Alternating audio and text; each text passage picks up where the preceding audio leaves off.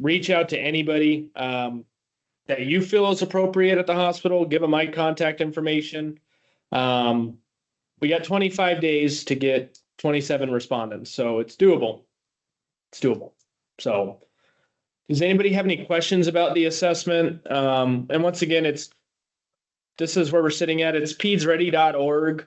And if for some reason you can't get a hold of me, and you're looking for a specific county of who has and who has not, you just click on Nevada. Oh, no, my apologies. You click on Let's Get Started. And then you select Nevada, and they'll break it down by each individual county. So we want to look at Clark County, for instance. We can see the hospitals that are remaining and the hospitals that have answered. So a majority has answered. Just difficult to get the last kind of group across the finish line. So that's the easiest way if you're looking at a specific agency or area. And that's if you can't get a hold of me. If feel free to email me at any time. Hey, can I get an updated response list or non-respondent list? I think a few people in Clark County answered. I want to know who I need to really start tracking down. Please let me know. But you can also do it subsequently through the website as well. Hey, Michael, this is Irene. I just want to caution folks, if you're perusing this list, please don't click.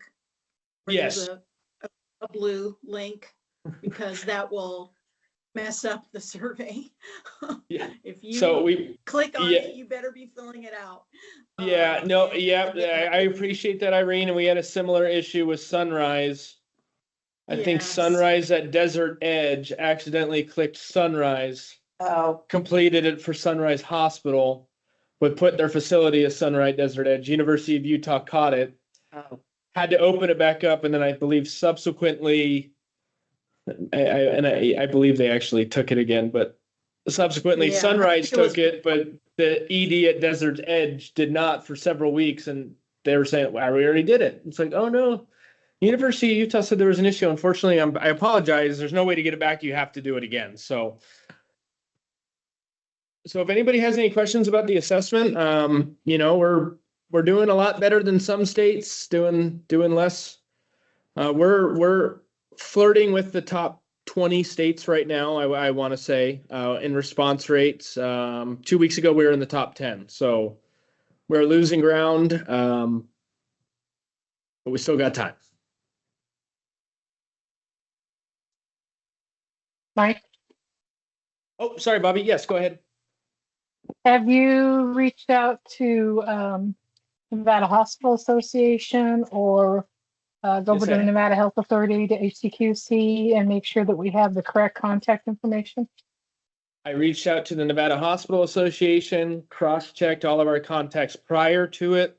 Nevada Hospital Association has sent out, I want to say 2 now. I can ask Chris if he'd send out another, but 2 invitations on behalf of his organization to complete the assessment. So yeah, I've contacted everybody that I know exists. Not to say we're missing anybody, but yes, I have worked with both of those folks. You worked with HCQC? HCQC got the initial invitation. I have not asked them to send it again, so I can do that. Okay. Because remember, since they're now under the Nevada Health Authority, they're still growing, so they may have some confusion or some delays going on. So it'd be a good place to follow up. Yep, I will do that.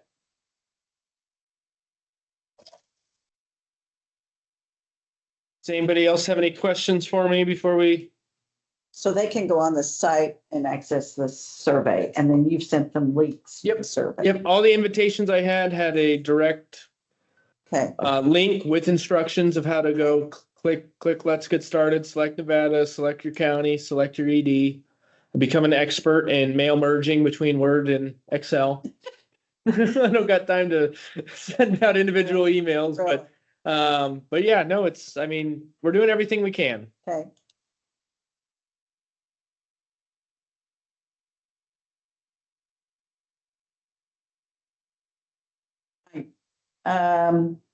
Update on the annual in-person Pediatric Emergency Care Council.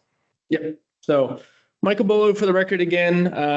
Last week, 3 members of our office, including me, went to Kansas City, Missouri, KCMO, to attend the 2026 annual National EMS State Officials Conference.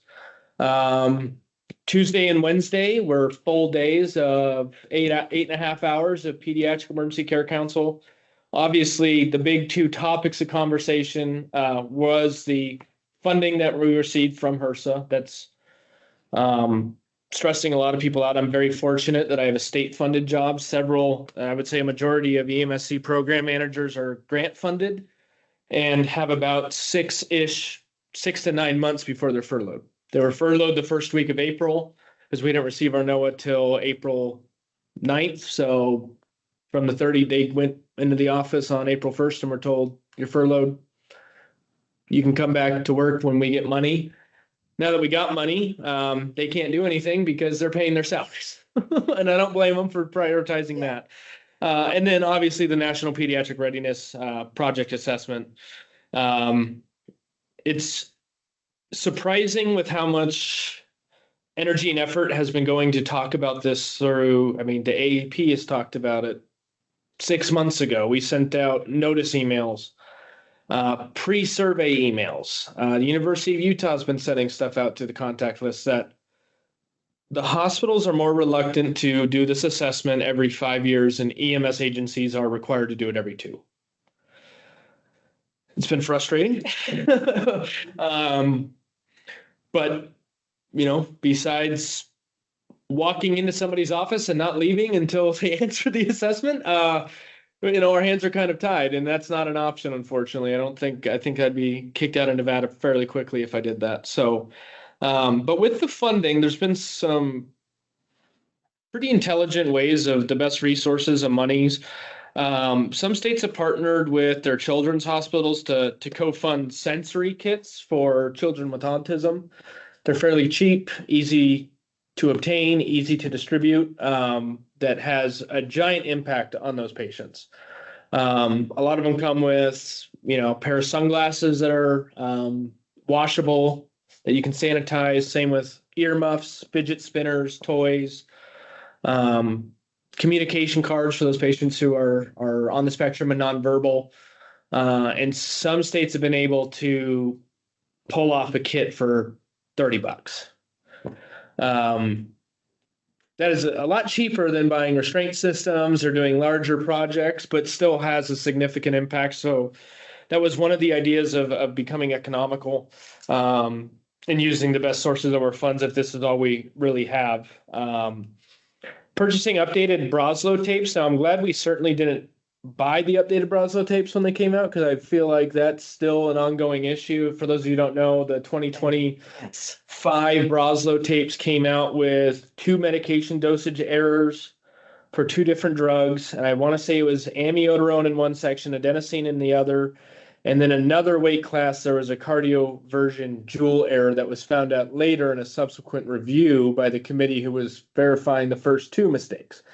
So it's been a nightmare. I do not believe Broslow has released the updated version. No. So, but there's PD tapes, there's other options, but I know traveling the state of Nevada, especially in the rural areas, when we purchased their AEMT level pediatric go bags response kits, it had the 2017 PD tape, finding that a lot of services, because they don't run a lot of peds, have not updated them. That could be a fairly cheap tool and resource that we could potentially purchase for our rural agencies, so they have updated information. Just verifying that it's not the Broslow. There are several states that are doing an internal behavioral health and emergency training. State of Nevada does require a developmental disability training to become certified in the state of Nevada with our office, and I believe in Southern Nevada Health District as well. But to my knowledge, that is a one-time requirement. I don't think a lot of pre-hospital providers are being trained regularly on dealing with children with any sort of developmental disability frequently enough. I did ask the EMSC program manager who is working with her children's hospital to develop this, if she would be willing to share it And it'd be our way to try to figure out if we can offer the resources through ImageTrend, and then they complete the class. Their instructor says, yep, you're good. And we generate the certifications. Depending on fees, they're looking to potentially offer it for free for anybody for 1 hour CEU with Prodigy EMS, but that's a funding issue that comes back to our current NOAA. So that would be the ideal route. Super easy for us to send out free training and education on behalf of the EMSC program. But we do have other avenues to potentially offer the training materials to our agencies and their instructors to in turn teach their providers. And I know in the past we've bought quite a bit of emergency medical training equipment, particularly through our state-funded EMS training grant, which is where we allocate our certification and licensing fees that providers agencies pay. We turn that into a grant, and for those volunteer agencies going, Rhode Island is implementing a mobile training unit specifically for peds.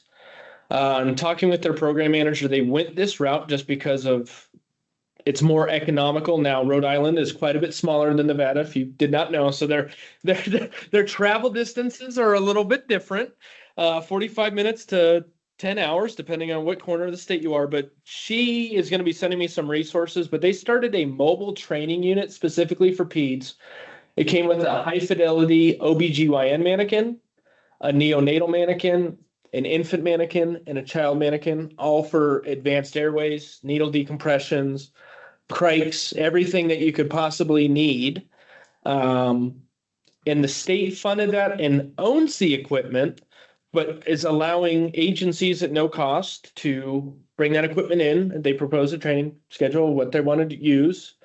They go through their pediatric training in a couple weeks and either return it, or the neighboring agency picks it up and it keeps going, and we keep track of.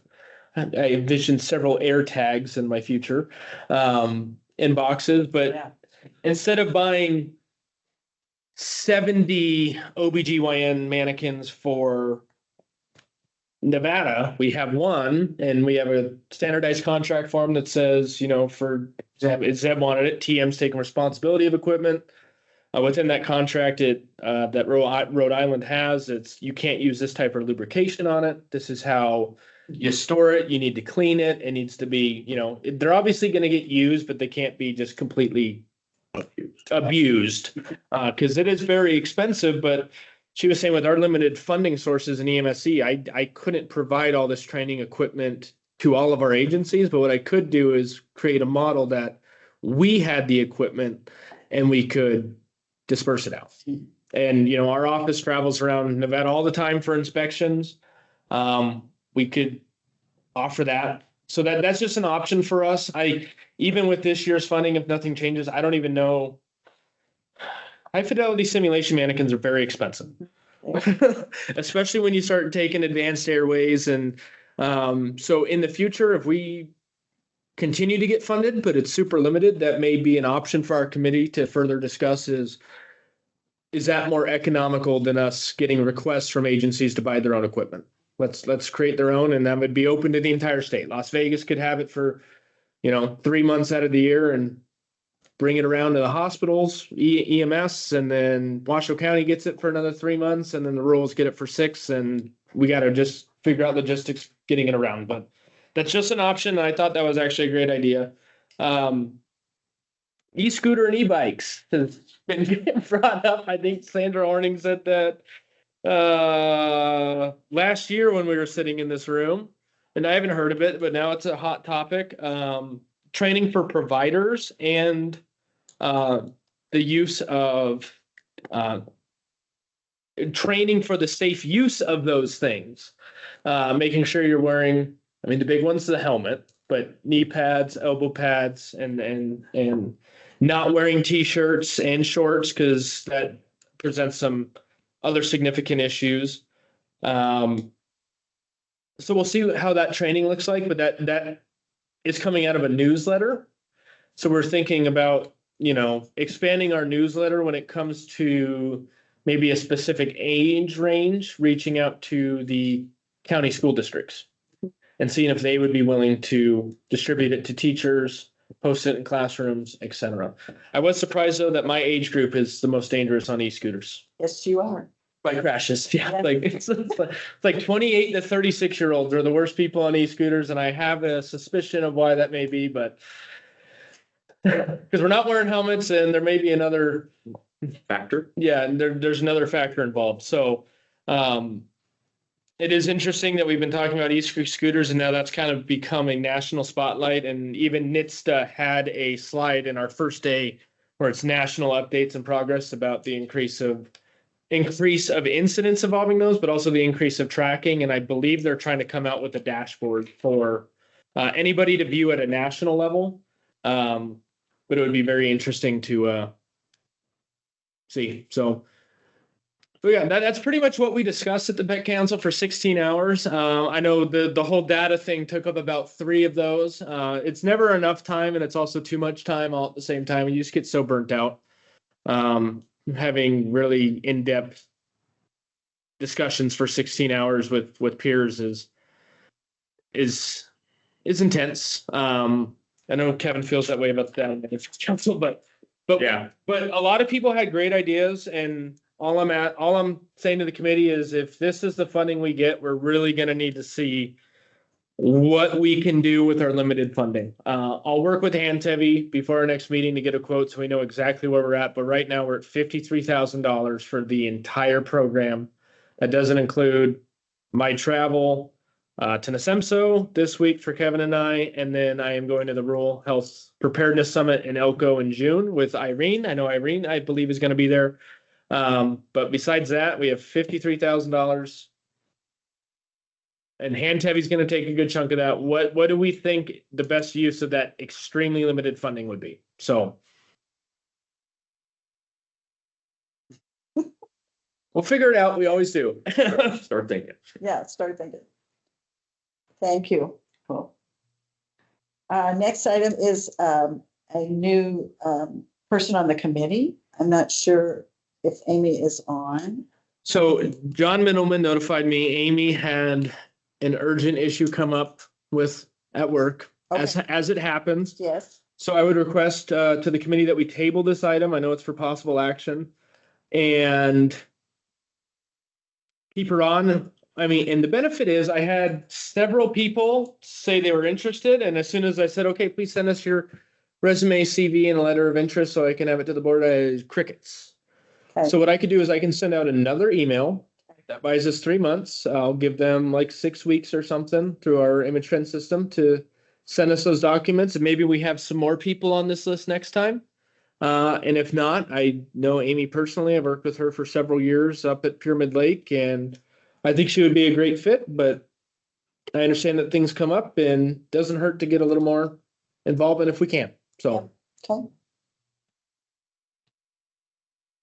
Okay, Zeb, presentation on the Truckee Meadows Fire Protection District Pediatric Response and Med Dose Shoots. All right, I'm gonna share my screen really quick with you guys. Can you all see that? I can. Thank you. Yes. There we go. And Zeb, I've been scared to push the do not stop sharing my screen because it's right next to the end call button. Oh. And the buttons are very small, so I appreciate you. And I'm sorry I've been sharing my screen, but so I did not hang up on everybody. So I appreciate you. So this is not going to be very long. It's basically cards that we built out that are tied to Broslow. So essentially all we did was we took our dosings of any intervention that we have, we put them on a card for every specific weight on a pediatric patient. So you'll see like this spreadsheet we built out, here's gray, 3 kilograms. And so we know in the Broslow tape that the gray has 3 different weights in there, right? 3, 4, 5. And so essentially we did all that. Anything specific to our department, we did put in here, like our cyano kits, lidocaine drips that we did for those peds patients. It's all in every card for these, all of them for the peds. Every weight range we put in here for specific dosing whenever we have a patient that's getting medication or some sort of intervention. So with this being said, is like all they do, it's contained in our PEDS bag. It's tied into the Broslo tape. We pull out our Broslo tape. We measure it to a color. We do a better estimate on weight. It's still not completely accurate, just as best as we can. And then they pull out the card that they think, so it's consistent across the board. When they deliver dosing, medications, any interventions, all of it's the same. So it's all for one card. The card is basically a third of a size of an 8x11 sheet of paper. We laminate all the cards, and each top of the card is color coded. So it's like you can see on this spreadsheet, the 3 kilograms is in gray. The top of the card is gray, and the 3 kilograms is readily readable.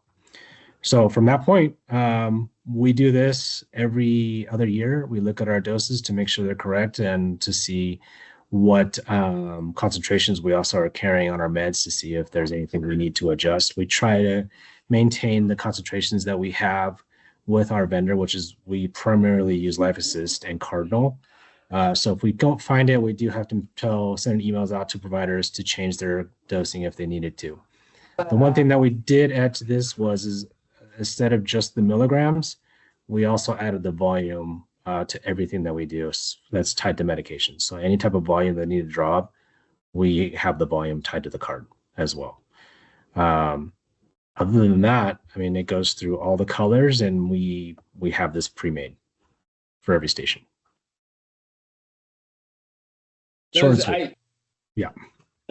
We all love short and sweet, but I think you guys did a great job, and I think adding that volume is huge because that seems where a lot of the dosing applications like hand Tevi, I know one dose is trying to disrupt that industry as well. Now my question to you is, would you be okay with us potentially removing the lidocaine drip and the hydroxo, that's your specific agency, correct? Everything below the card is agency specific, everything else is kind of. Yep. Would you be willing to potentially have us post this on our EMSC website as a resource? I would remove your agency specific stuff, but if a rural agency says, hey, we're looking at a way to, we can't afford hand Tevi, or we're too small to get hand Tevi because it just doesn't make it economical, to have this resource to push them to. I just don't know if this is proprietary information for TM or. No, I mean, it's just the work, right? Like essentially all of this is out there. It's just doing the work. We found small errors in math. It took us about 7 months to get it completely accurate. And then, we have our EMS committee that has to review it and to make sure the math is correct. This version that you're seeing here is the 2022 version. So the dosings on some of the medications are not correct because there are some changes to some of the doses.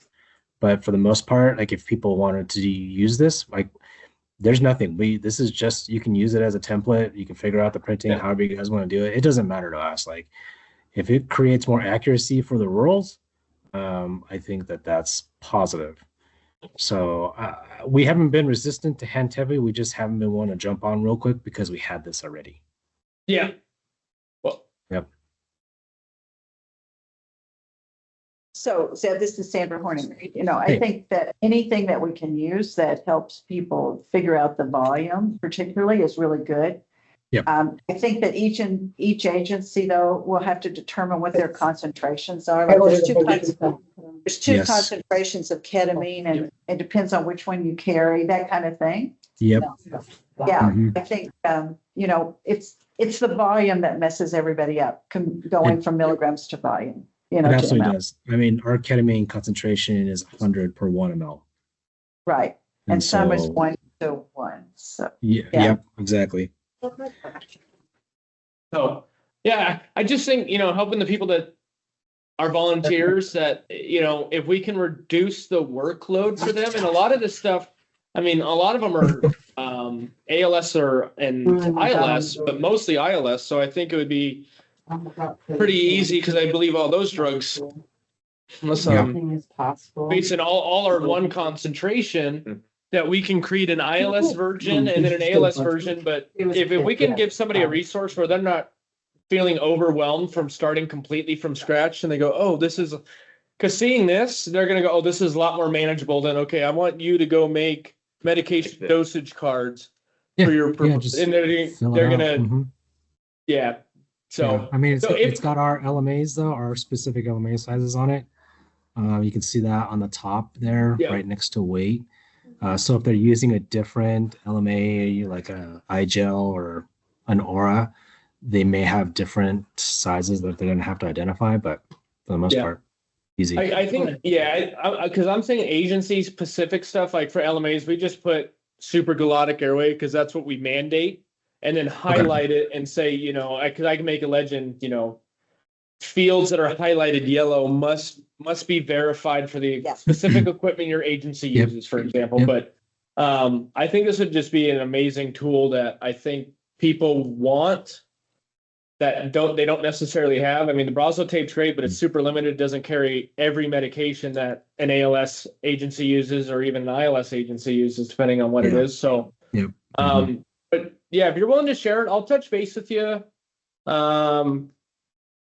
I'll shoot you an email next week and see, and then we'll figure out a way to share it, you know, in a way that TM approves of. I mean, I'm happy to put the TM logo on a cover sheet or something, so people, you guys get 100% credit of, hey, TM worked on this, they're providing it to you. We don't need that. Call Zeb Nomura at midnight and thank him. Right. Yeah. How about that? We'll just Like, I think that if you're doing this and looking at it, it's instead of telling you that it's not proprietary, so we don't have to add it to it. It's just more to keep track of if we can do something that publicly acknowledges and offers the thanks for saving the work effort. But we don't want to add more bling to stuff if we want to get people distracted from what they should be paying attention to. Yeah. And the epinephrine, we're going to have to delineate which. Yeah. Mm-hmm. But awesome. Thank you, Zeb. I appreciate you Yes. volunteering to show the committee. I think that's great work you guys did. And I'm sure Sarah was probably involved in this as well. So thank her for me as Yeah. It was like 4 people on our EMS committee. It was a pretty big undertaking. Yeah, no, it's anything like this is. So we appreciate it and your willingness to share. So Yeah. I'll touch base with you and yeah, we'll figure something out. Okay. Awesome. Sounds good. Thanks, Zeb. Thank you, Zeb. Our emergency department hospital recognition program and our application review. Michael, you want to? Yeah, so I know this was on a discussion. I know several of the committee members. Dr. Lloyd Jensen is not here, but several of us volunteered to be part of that program. Unfortunately, it was for information only. And I reached out to our legal counsel at the Attorney General's office to determine how we can review Sunrise's pilot program application. That's the one application that decided to take part in the pilot program, but thinking forward of when applications come in, what is the best way for this committee to review it? And it really came down to 2 options. One member of the committee could formulate a work program with subject matter experts, work and review the applications as a separate committee, and then make a recommendation to our committee during a meeting. I see the benefit of that, and Rachel, I'm sorry that's less work for our office. No agendas, no posting, no minutes, etc. But that completely eliminates this committee's involvement in the application review process. I personally think the best route would be to create a formal subcommittee as the EMSC program for the, I would say, pediatric recognition programs. So we don't label ourselves to ED, because then when we roll out EMS, it's vague enough that we can do any pediatric recognition program application, whether that's a pre-hospital or ED. And we form a subcommittee. Anybody can be part of the, unless everybody volunteers, and we'll just add them to the meeting. But subcommittees, I think we had Jamie, you volunteered, Zeb, you volunteered. It was myself, Dr. Horning, and Dr. Jensen. I'm missing anybody here, please tell me. It should be in the minutes as well. I just don't have them in front of me. But this is for possible action for vote. I think that having this committee who developed the program and the application and the recognition levels be a part of the review process has more benefit than the extra work. And that's why I say sorry, Rachel, because there may be another committee that you're helping with minutes on. But you're amazing and we appreciate you. So I would like to open up the floor to discussion. I believe the subcommittee is going to be the best route for us, but I'm open to any other options. I'm going to abstain from a motion just because I've said what I said about what I think is best. So I'll let the committee decide for us. But happy to open the floor for any conversations, what anybody thinks is best. And my apologies. And before I say subcommittees, we're required quarterly to meet, but if we end up voting to do a subcommittee, now I know I'm out of the office next week and then it's Labor Day, but we could in theory receive an application. I send out a survey to our subcommittee members. And then when we all find a date that works for us, we can schedule a meeting. I mean, as long as I have enough time to do the minutes and do an agenda posting, which is typically a week, we can get an application and be reviewing it in 5 to 10 business days. We don't have to wait the 3 months. Mike, would I'm be going the to sa- put out there that I think that the work group should be led by you. Well, and I agree, except our subject matter experts who know a lot more about ED pediatrics wouldn't be. So I agree. I mean, I'd be happy to chair the subcommittee, but if we went the work group route, it would be what subject matter experts do we trust to do work on behalf of the committee that are already on it? Well, this is Sandra Horning for the record. So I think if we went that route, and I agree with Michael, I think the subcommittee is better. But since we're considering both, if we went the work committee, we could use the fellows for UNLV. So we have a pediatric emergency medicine fellowship program, and this would be really good for their training as well to go over these applications. And they are willing to do that, or have said they've been willing to do it in the past. So we would have that group that would look at the applications, but that's going to probably delay looking at applications because we're using somebody else's group with somebody else's time, and they're limited on how much time they can spend on different things. Mhm. But that would be my suggestion if we wanted to go that way. I kind of like that idea, Mike, because I think that if we could at least be somewhat aware of their time schedule and what they're limited to and what they can actually contribute back as part of that whole project, then I think that that would be a better, more, the word escapes me, neutral response.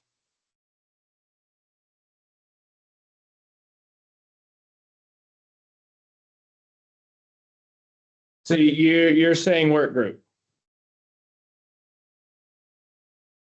Pretty much at this point, I think that's the only way you're going to be able to do it, because if you do a subcommittee, you're still going to have the posting issues. But if you find out what the working schedule is for the work group for those folks at UNLV, then you might be able to make that work as well. I would spend a week or two looking at the different options and see what you come up with as a more expedited process. So that means if you have to table it, and maybe have a special meeting along the way, then don't table it for the next quarter. Table it for now till you can get two ideas to put together to see which way is going to be less time constraint. Does this, if you have more than one or two committee members that are on the primary committee, is that an OML issue? Correct. That was the concern is our volunteers, we got EMS fire, we have education, we have 2 hospitals with great physicians that volunteered to review it until we found out we couldn't because it wasn't an action. Yeah, it didn't meet open meeting law. So, Gotcha. I mean, I'm definitely still open to have discussions and figure out the two ways that what Bobby's talking about and push it forward however we need Well, to. Bobby Sullivan, for the record, we had that same obstacle with the advisory committee. That's why when we had the committee for the protocols, in the medication list, we finally, agreed to disband those and go that different route. It was one way to keep forward progress on both of those projects and getting something accomplished.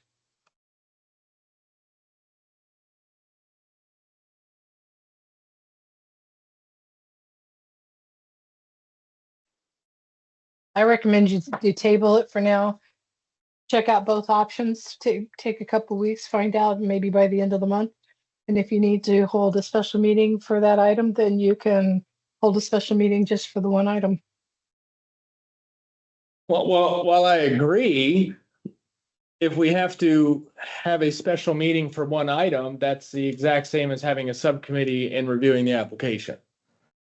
So it's either we table it for 3 months, or I come up with a solution and then we have to have a special meeting to review an agenda item when the subcommittee is only going to be one agenda item. It's going to be review the Sunrise Hospital ED application. So in theory, the agenda is going to be straightforward. There's going to be the members. There's no minutes to approve, public comment. So if we would have to make a special meeting to hear this item in a month, it's the same thing. At least how I'm seeing it as subcommittee. And the subcommittee wouldn't meet regularly. It's how we have applications. We only have one. So. John, are you listening in on this? Because I was looking to see where your feedback was on the conversation from the DAG. So, yes, John Middleman for the record. So it would be easier to do the work group. So you're not having to deal with the open meeting law, especially where you only have one application to review. If we have fellows that we can reach out to get a few people on it, somebody from this office can lead that work group and get with them to just for 1 or 2 meetings to review it, get their opinion, and between now and the next meeting, and then we bring it back to that meeting with the recommendation from the fellows. That's really what needs to happen. So that way you don't have to do the whole open meeting and posting and all of those things. So as long as between now and the next meeting, we can get somebody or some of those fellows to meet with us with somebody from the office to review that, I think that's the way to do it. And that would be my recommendation is let's set this up as a work group, understanding that we're going to reach out to the fellows from UNLV and get a couple of them to help review it and then present it at the next meeting. So this is Sandra Horning for the record. So the fellows meet weekly. They have a weekly meeting. So if we decide to go that route, we can incorporate that into their meeting. They already know, we've already talked about this possibility and they're in agreement to do it if we want to do it that way. I just don't want to keep delaying it because it's been a year since we asked Sunrise to do this application, and they did it within a few days. Yeah, they did it reasonably, and then we ran into the HRSA thing, we got approval, and then we had our meeting in February, and I did not have the foresight to have an action item, which but that was pushed us back 3 months. So the last 3 are on me. John, how many people in our committee can be on the work group? It's 2, correct? It cannot exceed, it's like 40% basically. 40% of the committee. Yeah. But I would stick with the number of 2, because then you'd be okay. But in all realities, I think you just need one person that can lead it from this group. And the way to get around it is it has to be somebody from our office. So I don't want to volunteer you, Mike, but Well, and that's, I have no problem leading a group. It's whether that's appropriate. I've never worked in a hospital, not a physician. I generally know how a hospital works. I used to drop patients off to them all the time. Occasionally pick up patients from them. If this was EMS, I'd be, oh, absolutely, we can do a work program, and I feel super comfortable for it. But so if I lead it, John, I can certainly lead it, I can chair it, but we could potentially have Dr. Horning on as our second member who created the applications, who started this program in Alaska. I just want a legitimate subject matter expert representing this committee, reviewing these applications. I don't think I'm the most appropriate person to give a yes or no of an ED recognition, having not worked in one ever. That's my only concern. So is that a possibility? from everything that I learned, yes, as long as you're, as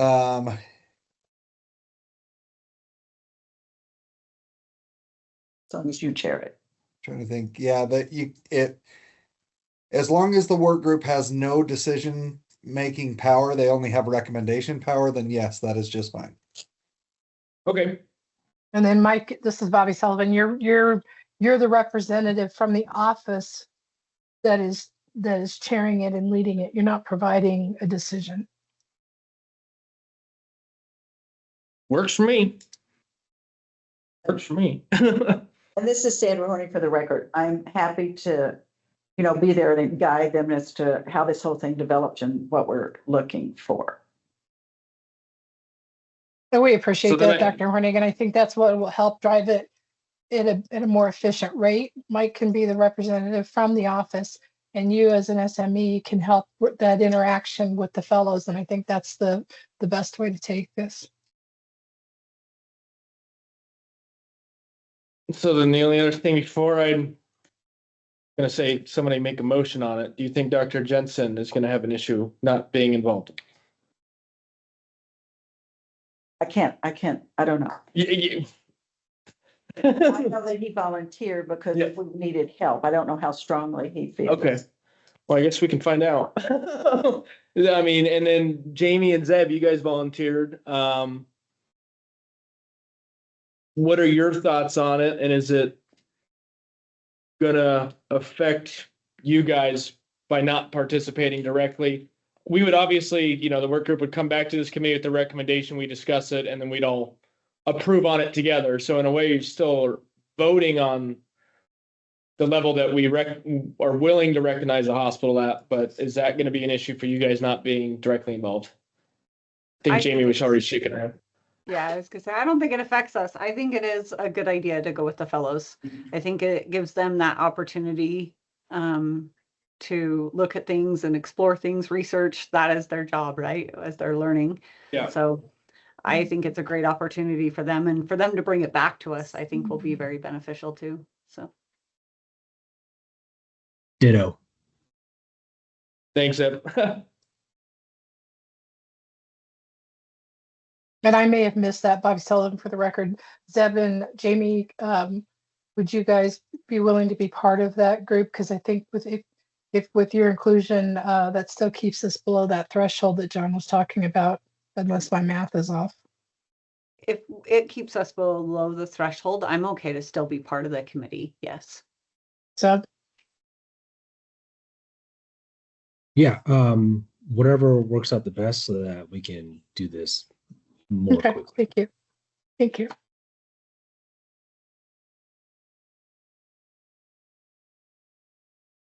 All right, John, before we make a motion, I'd just like to confirm it is 40%. Because then you recommended leaving it at 2.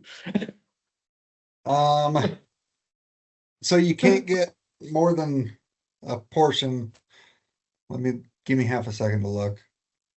So I say my understanding is if you have a committee of 10 and quorum is 6, it cannot be more than half of quorum. So for his 40% number would be right. Your quorum would be 6, so that can only be 2 of that 6. Or if you had a larger committee than that. Yeah, so our quorum right now is, we have 18 members, but it's going to 19, but our quorums will even, when we add somebody, it's still 10. Yeah. We're in that awkward period where we have a little wiggle room. So if it's 10, we can't have, so it'd be 5? Or it'd be less than half, so 4. The subcommittee, Are you- though, right? Not the primary committee. The work group. Yeah. So if the work Yeah. group needed to have, if the work group had too many of us on there, that would make basically a quorum number, then we couldn't participate. So if Yeah. you're So, whoever, so with What's however, the 18, difference? 18 in that, go ahead, John, I'm sorry. So John Minolan for the record. So that's the difference is as soon as you start adding more than just a few people on there, then it has to become a subcommittee. So you're better off running it through the group. Mike, you lead it. You reach Yeah. out to Sandra. Sandra does the fellows. And then that's the only communication there is between you two. Then you reach out to Jamie with the same thing, get her input as a one-on-one. You can't get everybody together at the same time, but you can keep them separate and work with them, same thing. So don't get everybody together because as soon as you put them all in the same room, then that becomes where you need the open meeting law.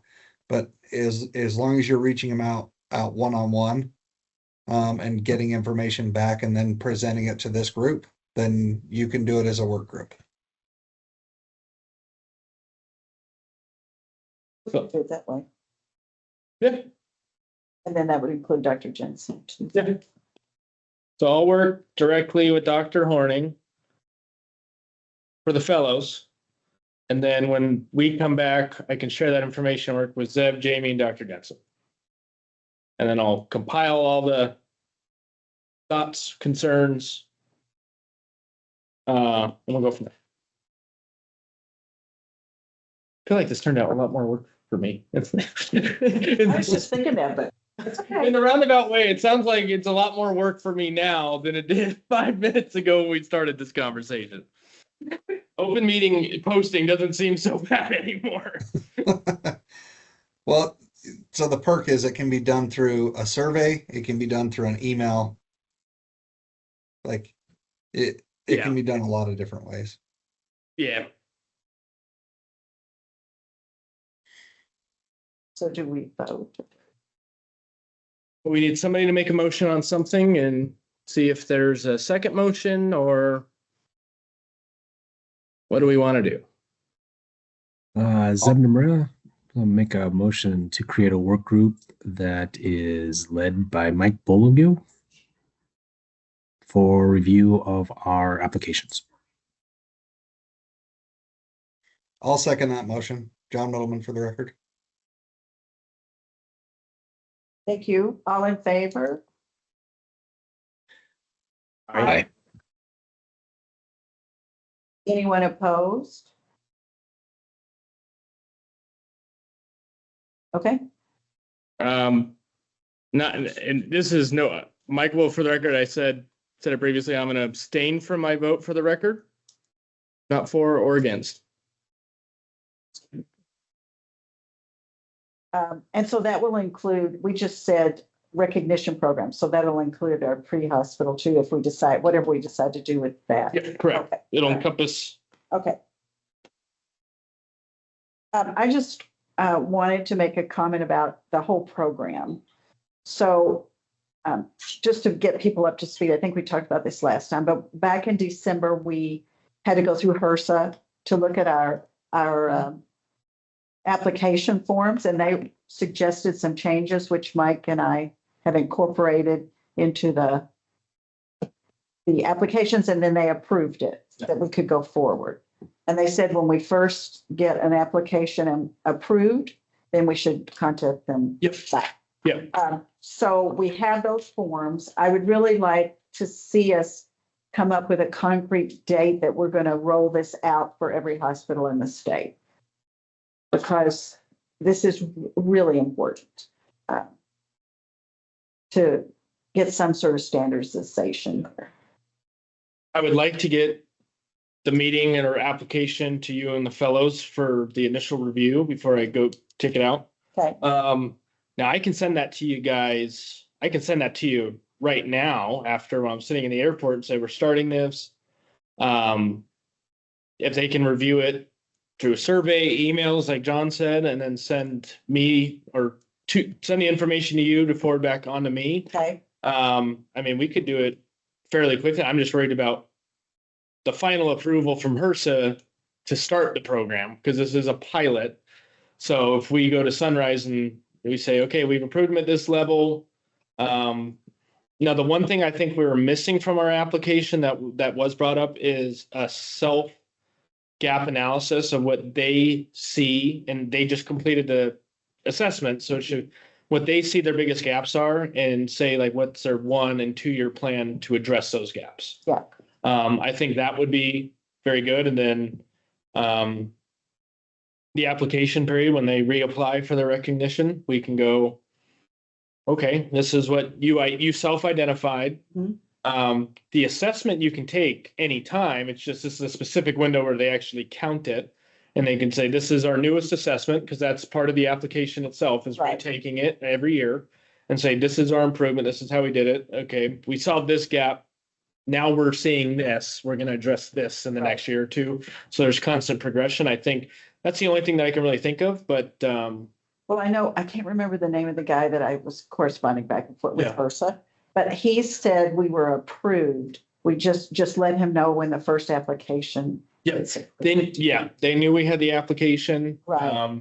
this January, and we were Right, talking about it for the meeting. So right, okay. Yeah. Okay.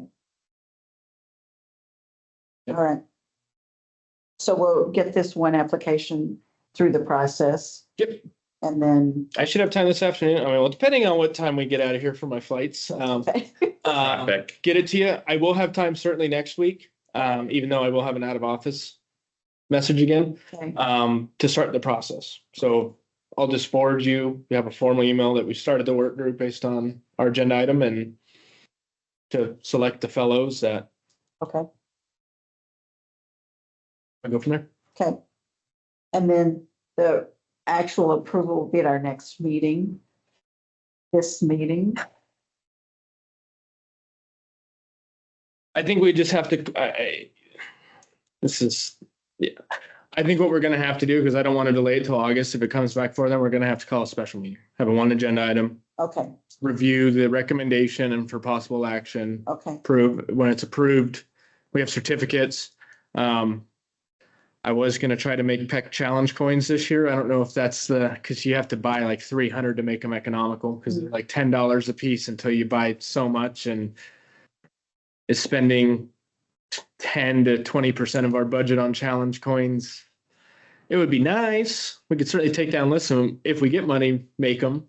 But the PECs will get those stickers with certificates at their PECs. The hospital will get it. I would have liked to have a little more robust recognition program, because it is a lot of work that Yeah. people put in for this. But I would just say we'd have to call a special meeting. Try to give everybody a few weeks heads up and get Okay. a forum. We could, we'll obviously host that in Carson City, but everybody else can join virtually to make it a little easier if people can't make it, and go from there. But I would like to see this approved, and I have been keeping our PIO in the loop. They want to do another media thing at the hospital. okay, Not sure if I can afford to travel down, or if it's in the next fiscal year, maybe we can use additional state funds, but send me, Bobby, and maybe our bureau chief down for the event, Yeah. go to Sunrise Hospital, Yeah. pictures, all that stuff, and get it out in the news. Yeah. So, be awesome. but I think if we can review it in the next few weeks, we can get a special meeting sometime in June, and then maybe approval in June. Okay, I think that's an aggressive timeline, but I think it's doable. okay, If the fellows meet weekly and they got a little time to look things over. So, Mike, and also for the certificate, Bobby Sullivan, again, for the record, we have a template designed for a couple of other awards that we've been working on. So a lot of that work's probably already done for you. yep. Yep, I was gonna modify our certificates slightly, but yeah, Nick did a good job with the Helmsley one, so something to that Yeah. effect. we've got 2 or 3 others we've got working on too, so we've got options. Good to know. Thank you.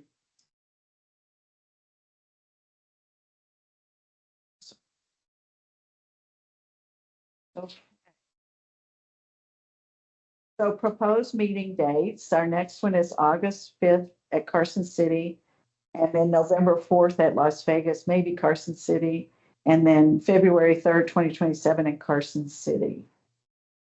Yep.